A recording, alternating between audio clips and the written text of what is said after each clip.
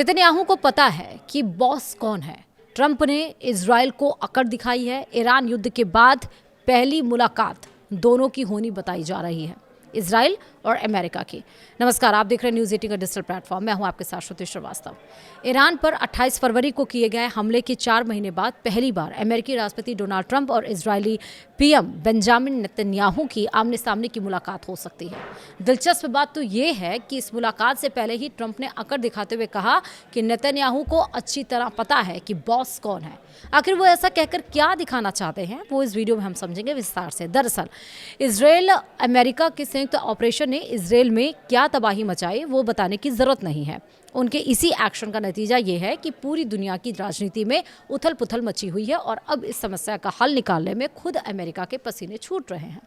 कई एक्सपर्ट्स मानते हैं कि इजराइल के उकसावे में ट्रंप ने यह कदम उठाया और अब जब वे शांति चाहते हैं तो इजराइल ऐसा नहीं चाहता।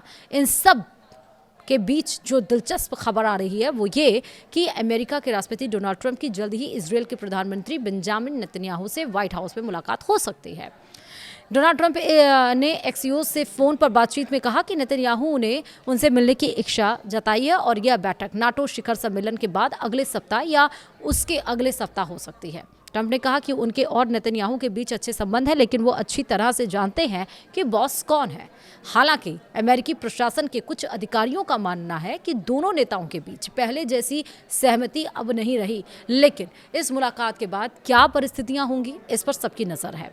ट्रंप नेतन्याहू में नहीं रही है पहले जैसी बात। जी हाँ, बिल्कुल सही है।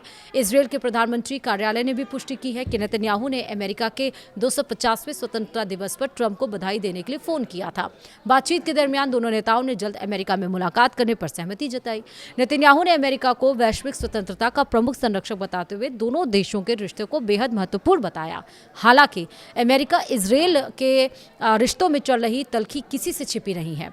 रिपोर्ट के मुताबिक ट्रंप ने पिछले महीने ईरान के साथ संघर्ष विराम बढ़ाने और परमाणु वार्ता शुरू करने वाले समझौते पर हस्ताक्षर किए थे। इसके अलावा उन्होंने नेतन्याहू से लेबनान में सैन्य कार्रवाई सीमित रखने और दक्षिणी लेबनान से शुरुआती वापसी के प्रस्ताव पर आगे बढ़ने को भी कहा था, जिस पर इजराइल पूरी तरह से सहमत नहीं है।